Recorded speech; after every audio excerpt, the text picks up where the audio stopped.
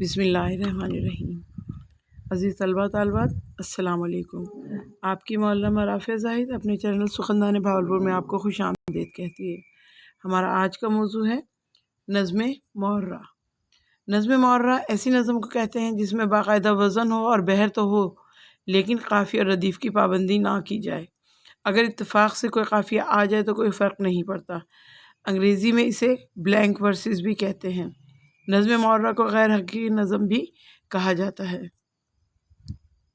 یہ نظم معرہ کی مثال ہے: اجنبی چہروں کے پھیلے ہوئے اس جنگل میں، دوڑتے بھاگتے لمحوں کے دریچے سے کبھی، اتفاقاً تیری مانوس شباہت کی جھلک پردہ چشم تخیل پر ابھر کر اے دوست، ڈوب جاتی ہے اس پل ساتھ جیسے تیز رو ریل کی کھڑکی سے ذرا دوری پر، کسی صحرا کی جھلکتی ہوئی ویرانی میں ناگہاں منظر نگیں کوئی دم بھر کے لیے ایک مسافر کو نظر آئے اور اوجھل ہو جائے۔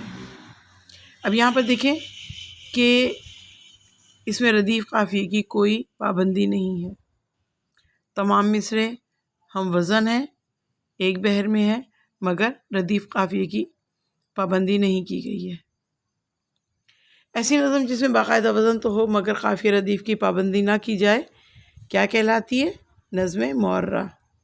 نظم معرہ میں باقاعدہ وزن تو ہو مگر ردیف قافیہ کی پابندی نہ کی جائے۔